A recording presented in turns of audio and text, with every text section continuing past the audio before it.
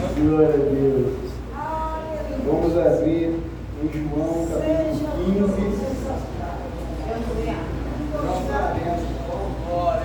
Aleluia, Deus. João capítulo 15, versículo 16.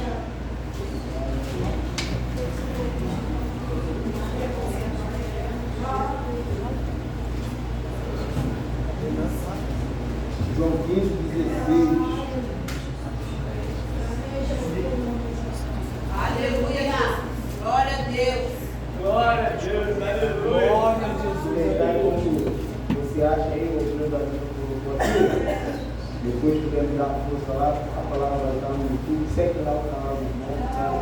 Então, ganhar dinheiro não é só o vídeo mesmo, aí me ajuda, né? Estou pregando, então vamos falar, me ajuda, compartilha, né? Em nome de Jesus. Deus sabe que pensando em ganhar dinheiro, nem falando, só pregar e levar a palavra. João 15, 16 diz assim: não me escolhestes vós a mim, mas eu vos escolhi a vós, e vos nomeei para que vades e deis fruto, e o vosso fruto permaneça, a fim de que tudo quanto em meu nome pedirdes ao Pai, Ele vos conceda. Glória a Deus. Aleluia. Irmãos, antes de nós entrarmos nessa palavra, nessa declaração do nosso Senhor e Salvador Jesus Cristo, precisamos voltar algumas passagens para entender o momento que Jesus está fazendo esta declaração aos seus discípulos. O momento em que Cristo faz, essa declaração aos discípulos é um clima de despedida, é um momento de uma sensação de abandono que paira sobre os seus discípulos, pois Jesus agora, após fazer os seus discursos externos, ele recolhe os seus discípulos no momento da ceia, faltando algumas horas para que ele fosse crucificado. Ele coloca os seus discípulos numa casa, no tabernáculo, e vai ceiar com os seus discípulos, e nesse momento ele começa a fazer um discurso. Nesse momento ele começa a discursar aos seus discípulos, falando algumas coisas que você só vai encontrar no Evangelho de João, porque João se preocupa com o discurso interno de Jesus. E Jesus, agora recolhendo eles, começa a anunciar a sua partida, e ele se levanta depois da ceia, ele pega uma toalha e ele assume um local de servo, porque ele começa agora a lavar os pés dos discípulos. Ele começa agora a ter uma atitude de servo e dar um modelo de serviço que os discípulos deveriam seguir. Ele começa agora a dar um modelo para os discípulos seguirem. Ele começa agora a servir os discípulos e diz: vocês estão vendo isso que eu estou fazendo? Eu sou o Senhor e vocês sabem disso, mas eu estou servindo a vocês, e vocês farão bem se vocês servirem uns aos outros da maneira como eu estou servindo vocês. Ele agora, após isso, ele vai anunciar a sua traição. Ele vai anunciar agora que ele será traído. Ele agora anuncia que algum deles ali, iria traí-lo. E Pedro astutamente fala para João, que ele olha, está com a cabeça aqui no peito de Jesus, e fala, João pergunta para ele quem é, e Jesus diz, aquele que eu der o bocado, esse sim é que vai me trair. Então Jesus vira para Judas e fala, Judas, vai e faça o que você tem que fazer, se apresse, vai logo, não demore, não tarde, apresse em fazer o que você tem que fazer, porque Jesus não tinha medo da traição de Judas, Jesus não tinha medo da judaria que Judas faria com ele, porque Jesus sabia que aquele ato de Judas iria levá-lo para o seu propósito, aquela traição que Judas traria sobre a vida dele, iria levá-lo para o seu propósito, que era a cruz.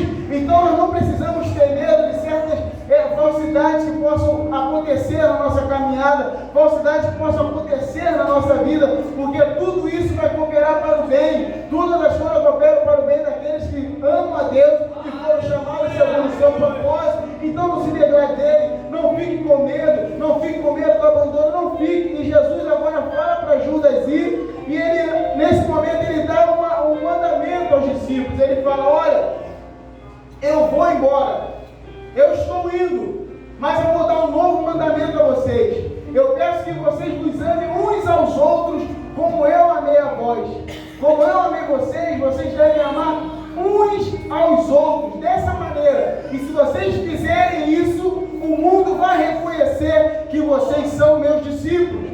O distintivo do crente seria o amor. E esse amor que Jesus está falando, como o Brito já trouxe aqui algumas vezes, é o amor ágape, é o amor sacrificial, é o amor no qual não importa o que está amando, mas sim o objeto amado. A importância não sou eu que estou dando amor, mas aquele que está recebendo o amor. A minha preocupação é aquele que é o objeto do meu amor. Não importa o valor que ele tem, não importa o que ele faça ou deixa de fazer, o meu amor por ele vai aumentar a cada dia. Então Jesus está dizendo que ele requer de nós esse amor mútuo, esse amor recíproco, esse amor que vai fazer com que o interesse de cada um seja posto na frente do outro. Então Jesus disse: se vocês se amarem assim, o mundo vai saber que vocês são meus discípulos. E se nós pesquisarmos na história cristã, nós vamos ver que a igreja primitiva, a igreja da era cristã, eles eram confundidos, os irmãos em Cristo eram confundidos como se estivessem praticando incesto, porque os casais, eles se tratavam como amigos e irmãos, e o outro tratava o outro como irmão, então ninguém sabia distinguir se era irmão ou se era marido e mulher, porque todo mundo se tratava de tal modo que eles pensavam: meu Deus, o que está acontecendo naquele lugar, tamanho amor que eles conseguiram alcançar. Mas eu tenho uma notícia para você: o mesmo Espírito que estava naquela igreja é o Espírito que está na nossa igreja também, e nós somos capazes em Deus de alcançar esse amor. E Jesus agora continua o seu discurso e diz para eles: vocês têm que se amar desse jeito, e o mundo vai saber que vocês são meus discípulos, porque eu não estarei mais com vocês. Eu vou para um lugar e vocês não podem ir agora. Vocês não podem me seguir nesse momento, mas depois vocês irão. Então agora Pedro chega e fala: Senhor, peraí, para onde o Senhor irá que eu não posso ir? Porque ele entendeu o que Cristo falou, que quando Cristo diz não poderão seguir-me nesse momento, o seguir ali é não poderão ser meus discípulos nesse momento. Então Pedro pensa: peraí, eu fui teu discípulo durante 3 anos, e agora tu diz que eu não vou poder ser teu discípulo. Para onde você vai? Eu te segui na Judéia, eu te segui na Galileia, eu te segui até mesmo em Samaria, você fez eu dormir na casa de samaritano. O Senhor tem noção? E agora o Senhor vai dizer que eu não posso te seguir? Jesus está dizendo: agora não, Pedro, não, o Senhor não está entendendo. Por ti eu darei a minha vida.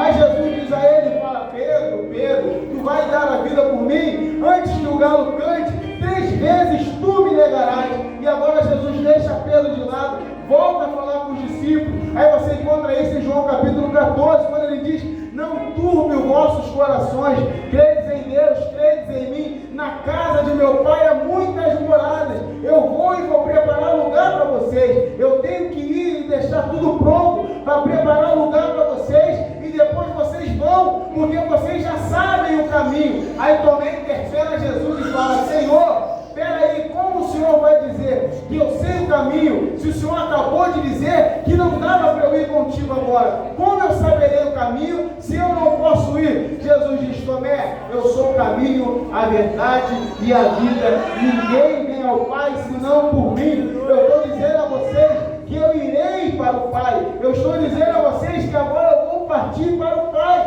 E agora Jesus começa no capítulo de número 15 dizendo: eu sou a videira verdadeira, vós sois os ramos, e foram enxertados em mim. Ele é a videira e nós somos o ramo. Nós somos, aleluia, o ramo que foi enxertado na videira. E Jesus está dizendo isso a eles: sem mim vocês não vão poder fazer nada. Então já vejo os discípulos pensando de novo: o Senhor disse agora que vai embora, mas o Senhor diz que sem o Senhor nós não podemos fazer nada. Como o Senhor vai? E o Senhor diz que sem o Senhor nós não podemos fazer nada. Mas eles não entenderam que anteriormente ele disse: eu vou para o Pai, mas eu vou dar ao Pai, que ele enviará outro, e ele ficará com vocês, o Consolador, e falará para vocês lembrarem de tudo quanto eu disse a vocês. Jesus disse que rogaria ao Pai e ele enviaria outro Consolador, que estaria conosco todos os dias da nossa vida. E quando Cristo fala a outros, ele está falando num termo ali de alguém em alusão a ele, igual a ele, que teria a capacidade de fazer com os discípulos as mesmas coisas que ele fez. Ou seja, que esse outro, além de fazer, seria um consolador, alguém que comparece diante do tribunal com seu amigo para assistir, para falar por ele, para defender a ele. Em outras palavras, Jesus está dizendo: Pedro, lembra quando interrogaram se vocês pagavam tributo e você não sabia o que dizer, eu falei? Ele vai dizer por vocês. Lembra quando Satanás queria se andar com a tua vida e não deixei? Ele também não vai deixar. Então Jesus está anunciando para os discípulos: eu vou, mas eu voltarei para vocês nele, no Espírito Santo que está no meio da igreja. Aí você vai entender, mas então o que tem a ver essa declaração de versículo 16 com todo esse contexto? Tudo a ver. Jesus está dizendo para os discípulos, porque eles ainda estão insistindo, ainda estão com medo de ficar sozinhos. Jesus está dizendo para eles: se eu escolhi vocês, eu não tenho como abandonar vocês, porque a missão, a obra ainda não acabou. O que eu estou anunciando para vocês é o fim de uma concretude física, que desde o início eu estou tentando alertar que ela seria temporal, mas agora ela vai dar abertura para uma realidade eterna e espiritual. Jesus está dizendo para os discípulos agora que ele iria. Então por isso ele nos escolheu, porque ele iria para o Pai, mas a obra só estava iniciando, e ele nos escolheu para dar continuidade àquilo que ele começou. Então os discípulos estavam se sentindo abandonados pelas palavras que Jesus disse: eu vou para o Pai, eu estou indo, vocês não viverão por um pouco de tempo, mas depois vocês viverão. O mundo não vai viver, mas vocês viverão, porque eu virei para vós e estarei em vocês. E os discípulos estavam com medo. E o Senhor ministrou meu coração que por causa dessas palavras, os discípulos se sentiram abandonados, só pelas palavras que ele falou: vou me ausentar um tempo. E eu, você, tem mais gente aqui que se sente abandonado só por conta das circunstâncias que está vivendo. Mas ele não abandonou os discípulos, ele não me abandonou, ele não te abandonou. Essa circunstância a qual nós estamos passando, é ele que está permitindo, porque faz parte do propósito eterno que ele tem para nossas vidas, irmão. Então agora eu vou entrar na mensagem. Jesus diz: não escolhestes vós a mim, mas eu escolhi a vós. Então agora você já entendeu que o momento era uma sensação de abandono, uma sensação de andei 3 anos com ele e agora ele vai embora. Andei 3 anos com ele e agora eu não vi nem a consumação que ele disse que viria. Andei 3 anos com ele, eu não vi nem o reino vindouro que ele prometeu. Mas Jesus diz: a obra não acabou, por isso que eu escolhi vocês. Porque eu fiz coisas dentro do meu curto espaço de tempo, e vocês farão obras maiores do que eu fiz, por conta da extensão do tempo de vocês. Jesus teve 3 anos para implantar o reino na terra, e deixou a nossa responsabilidade na continuidade dessa implantação. Por isso ele disse: não escolheste vós a mim, eu vos escolhi a vós. E sobre esse trecho eu queria destacar uma coisa. Primeira coisa, não fomos nós que escolhemos ao Senhor, porque nós não temos essa capacidade de escolha positiva. Quem nos escolheu foi Ele. Foi Ele que nos atraiu até Ele. Foi Ele que nos buscou e nos trouxe até Ele. João 6,44 vai dizer que ninguém vem a Cristo se o Pai que o enviou não trouxer. Ele nos ressuscitará no último dia. Não tem como eu escolher o Senhor sem que Ele primeiro starte isso no meu coração. Isso se chama graça preveniente. É Ele que toma a atitude de fazer eu escolher. Não sou eu, irmão. Porque todos pecaram e destituídos estão da glória de Deus. Não há um justo sequer, não há um que faça o bem, fazendo o bem sem ele escolher a Deus. Eu não escolho Deus, é Ele que me escolhe e faz com que eu possa escolher. Aí você vai falar: nossa, então eu sou tão importante que Deus me escolheu. Porque quando, lembro uma vez o pastor pregando sobre esse texto de Coríntios, ele falou: quando a gente vai escolher um time de futebol, nós escolhemos sempre os melhores. Na pelada da infância, o Marcos era um dos primeiros a ser escolhido. Eu era goleiro. Profissão de futebol que você aprende é goleiro. Se o cara é goleiro, ele não teve oportunidade nenhuma ali, ele vai aprender. Aí tu aprende que futebol tem ou não tem. Não dá para tentar gerar. Então você escolhe os melhores. Vai tirar o time, você escolhe os melhores. Mas o padrão de escolha de Cristo é diferente. 1 Coríntios vai dizer que ele escolhe as coisas loucas desse mundo.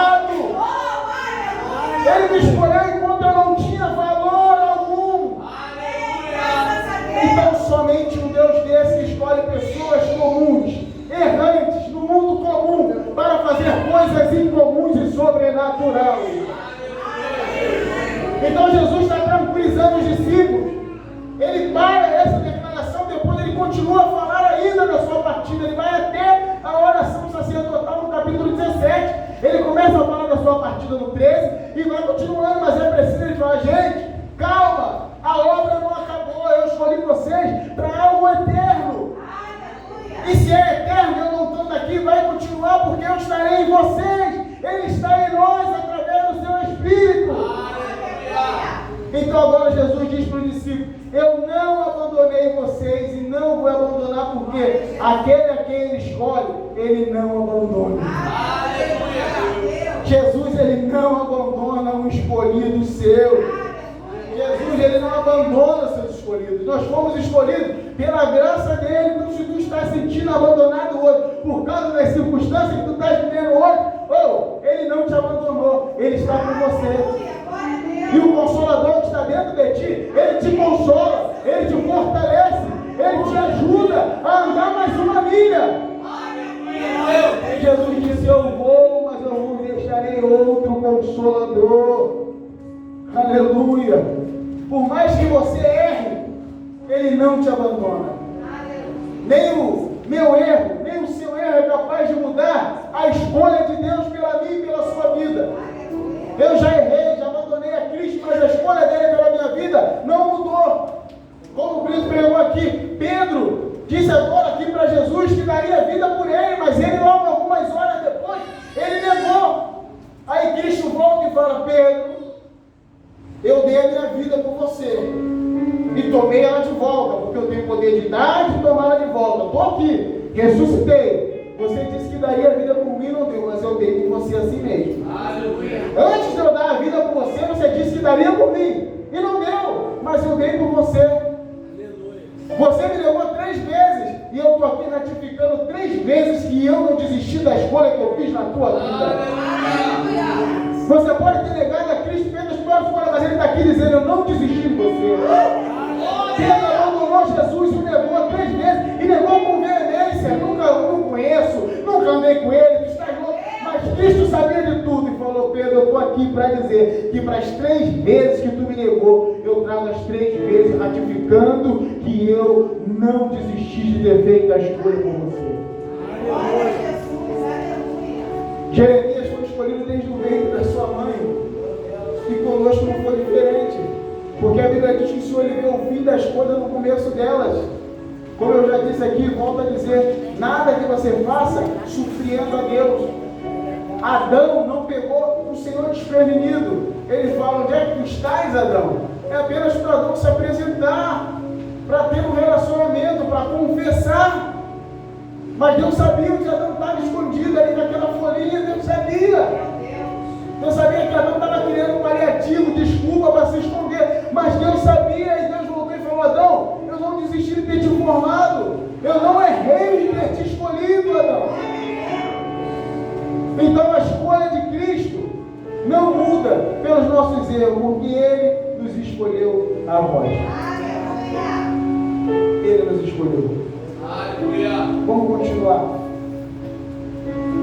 Vos nomeei para que vades e deis fruto e o vosso fruto permaneça. Vamos agora para o propósito dessa escolha. E às vezes nós confundimos isso. Israel confundiu o propósito da escolha. Israel começou a se sentir uma nação que eu possa dizer melhor do que as outras pelo privilégio de Deus, pela sua graça de ter aliança. E uma vez eu ouvi um rapaz falando que não gostava dos crentes, porque os crentes se sentiam superior às outras pessoas. Eu falei, não, nós não somos superior a ninguém. Nós, pelo contrário, somos mais inferiores. E descobrimos que precisamos de um Deus superior para nos sustentar. Não somos superior a ninguém. E o propósito da escolha aqui é que não fomos escolhidos para apenas desfrutar de um relacionamento com Deus, enquanto Ele nos revela as coisas celestiais, quando Ele nos revela as coisas espirituais e nos chama para ter uma vida separada desse mundo. Isso faz parte da escolha, mas o propósito da escolha não foi esse. Ele nos escolheu, irmão, para nós irmos. Nós fomos chamados para o ir. E se eu fosse dar um tema para essa mensagem, eu diria, nós fomos chamados para chamar. Chamados para chamar. Ele te chamou, você chama outro. André foi lá e chamou Pedro. Nós temos que, se não fomos chamados para chamar outras pessoas, nós somos chamamos aquele doente que descobriu o remédio por dose homeopática, que tem que tomar todos os dias, mas vamos lá e vamos compartilhar com outro doente e falar, eu já sei onde é que está o remédio. Mas você não pode se afastar dele. Todos os dias você tem que estar com ele, até o dia da sua cura final. Não ache que você é melhor do que o outro, que você é o dono da farmacêutica. Não! Nós somos chamados para chamar. Nós somos chamados para ser discípulo. E discipulado, irmão, é movimento. Não existe discipulado parado. Não existe discípulo parado. A escola de Cristo não foi formada para estar parado. Discipulado é movimento. Nós vemos em Atos capítulo 1, quando o Senhor ele começa a dar algumas instruções para ele, depois de ter ressuscitado e tendo ficado com ele por alguns dias, dando vários anúncios, e os discípulos querem saber quando seria o dia da restauração do reino de Israel. O Senhor fala, não cabe a vós saber as estações que o Pai determinou para o seu próprio propósito, para o seu próprio dia. Cabe a vós ficar aí, em Jerusalém, e vocês vão receber do alto a virtude do Espírito Santo que é de vir sobre vós, o poder do Espírito Santo que é de vir sobre vós, e ser minhas testemunhas em Jerusalém, Judeia, Samaria e até os confins da terra. Aleluia. E poder ali é dunamis, uma força explosiva. Já falei sobre isso e da raiz da palavra dínamo, dinamite e dinâmica. Dínamo é um gerador que converte a energia e dá sentido a ela. Dinâmica, tu já sabe que é movimento, dinamite é explosão. O Senhor está dizendo para os discípulos, olha, os meus discípulos vão receber uma descarga de poder tão grande que eles vão explodir se movimentando de dentro para fora. E lá fora haverá essa explosão de poder, glórias e maravilhas. Aleluia! O propósito de Cristo não foi apenas para estarmos aqui ouvindo e desfrutando dele. Ele diz que não nos abandonaria, não só para nos colocar aqui. Ele disse, eu não vou abandonar vocês, eu sou com vocês, mas não é só para ficar aqui dentro. Eu não vou deixar vocês, mas não é só para ficar me ouvindo. Eu ensinei a vocês, o Espírito vai ensinar vocês, o Espírito vai fazer vocês lembrarem do que vocês ouviram de mim, mas não é só para ficar armazenado, é para colocar para fora. E segundo ponto, nós fomos chamados para frutificar, irmão. Ele diz que nos escolheu para que fôssemos e dessemos fruto. E fruto aqui não é o fruto do Espírito, porque o fruto aqui já é resultado das nossas ações desse Espírito que está dentro de nós. E qual é o resultado que ele espera? Almas, irmão. Como o pastor orou hoje aqui, quando nós voltamos do evangelismo, o papel da igreja é fazer, é ele que vai acrescentar todos os dias aquele que é de salvar.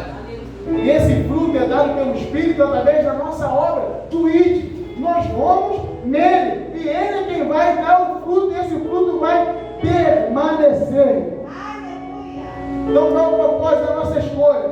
Ele nos escolheu para que fôssemos, dessemos fruto, e esse fruto fosse permanente. E esse permanecer fala de eternidade. O frutificar que Deus requer de nós é eternidade, é almas para a eternidade, porque como foi falado em EBD, a alma ela é eterna. O espírito volta para a mão de Deus depois que nós partimos, e a alma que vai receber o julgamento. A alma ela é eterna. Então o Senhor requer de nós os frutos, resultados para a eternidade. Não é só para coisas dessa terra. Como o apóstolo Paulo falou, se esperamos Cristo nesse mundo somente, somos mais miseráveis de todos os homens. Ele vai nos abençoar aqui, Ele vai nos dar provisão aqui, Ele vai nos garantir o que é necessário para a sobrevivência aqui, mas essa permanência aqui, ela é temporária, ela é transitória. Nós temos que nos preocupar com as coisas eternas. E Cristo está dizendo para eles, eu vou, porque a minha permanência com vocês, carnal, sempre foi para ser temporária, para abrir espaço para uma permanência eterna dentro de vocês, que vai guiar vocês para a eternidade, e vocês vão ser instrumentos para levar outros para a eternidade. Ele podia fazer tudo sozinho, mas ele resolveu escolher nós. Ele podia fazer da forma dele, mas ele resolveu nos escolher, irmão. Pessoas comuns para fazer coisas sobrenaturais e extraordinárias. Ele nos escolheu, irmão, para permanecermos. E ele mostrou aos discípulos que ele não abandonaria os discípulos, Porque ele tinha um propósito eterno para ser realizado através da vida dele e através da minha e da sua vida. E já caminhando para o fim, ele diz, para que tudo que nós pedimos em nome dele, ele nos conceda. Tudo que nós pedimos ao Pai, em nome do Senhor Jesus, o Pai venha nos conceder. Eu vou tentar ser bem devagar, sucinto nessa parte, mais que as horas desse povo. Ele diz para que nós vamos pedir ao Pai em nome dele. Nós não vamos pedir ao Pai em meu nome, não vamos pedir ao Pai em nome da denominação, mas nós vamos pedir ao Pai em nome dele. E pedir ao Pai em nome dele requer atenção ao capítulo 13 desse mesmo Evangelho de João, do mesmo início do discurso, no versículo 36, quando Jesus fala sobre a questão do amor, do amar um ao outro. Ele diz que o nosso amor por um ao outro é o 35, é o 35, varão, puxa o 35, falei 35 é o 35. Conheceremos seus benefícios se vos amarem uns aos outros. Então o discipulado, ele está condicionado ao amar uns aos outros. Se vos amarem uns aos outros, saberão que são meus discípulos. Se não amarem, não são discípulos. Então a condição de Deus nos atender em tudo que pedimos está na condição de nós sermos discipulados. Olha, condicional. Se vos amarem, vão saber que são discípulos. Se somos discípulos, pediremos ao Pai tudo em nome dele e ele nos dará. Mas se não somos discípulos, não temos essa prerrogativa de pedir alguma coisa em nome de Cristo. Se não somos discípulos, não espere que você vai receber algo do Pai. Ah, mas o mundo recebe. Graça comum. O sol nasce para o justo e nasce para o injusto. Mas no final, nós veremos a diferença do que serve e do que não serve. Aleluia. Então você escolhe, você quer receber pela graça de ser discípulo ou pela graça de ser apenas uma criatura. Mas ele está dizendo que nós temos a prerrogativa e a possibilidade de pedir ao Pai na condição de discípulo, de ser um discípulo. Então o resumo é, se não manifestarmos o amor de Deus que está em nós para com o próximo, não somos seus discípulos. Estamos perdendo tempo dentro da igreja. Esse amor ele perdoa, esse amor ele tudo suporta, esse amor ele tudo espera, esse amor ele tudo sofre, esse amor ele bota em interesse a prerrogativa do outro e não a nossa. Então, se não temos essa capacidade, não é culpa de Deus, porque esse espírito que gera esse amor já está dentro de nós. É nós que estamos resistindo a esse espírito. E quando ouvides a voz do Senhor, não endureçai no vosso coração. Então eu termino dizendo para você, se você acha que é discípulo, eu digo você, mas está cortando em mim também.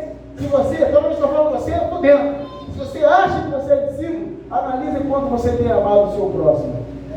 Analise a forma que você tem amado. Por isso eu fiz questão de voltar lá atrás, porque esse versículo está ligado lá atrás. Tudo que pedis ao Pai em meu nome, ele nos conceda, mas só pediremos o nome dele se formos seus discípulos, só seremos seus discípulos se nós tivermos a capacidade de amar um ao outro como ele nos amou.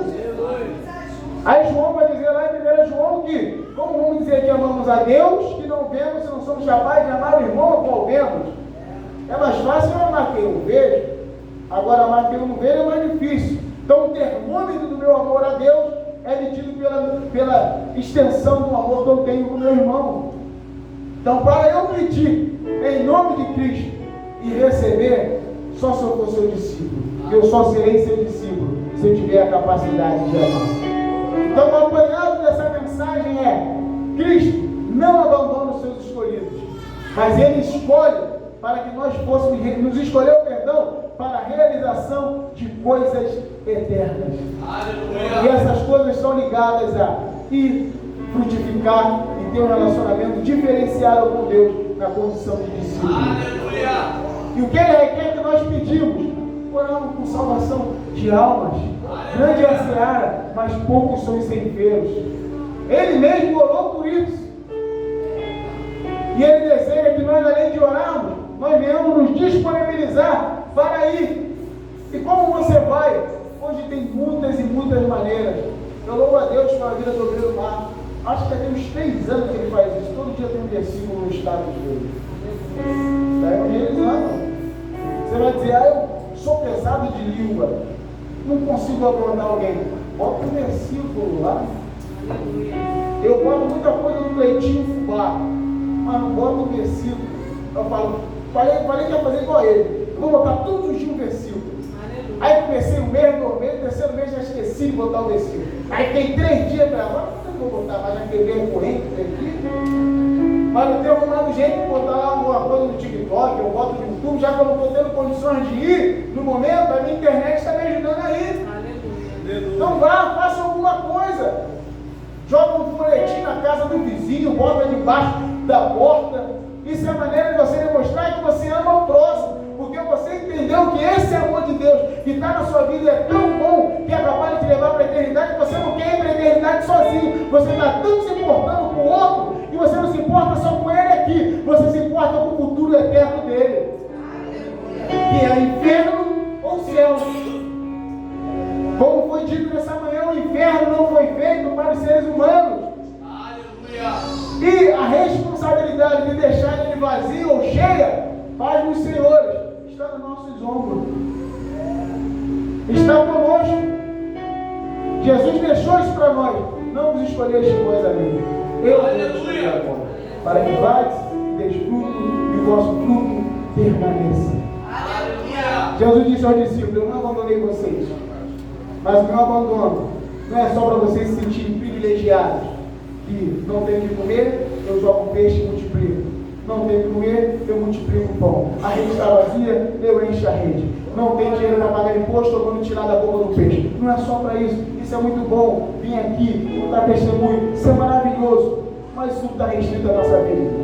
Ele nos chamou e não nos abandonou. A fidelidade dele é para que nós fôssemos fiéis ao seu mandamento. E o seu mandamento é para que pregasse o seu evangelho. Eu agradeço a oportunidade do nosso Jesus.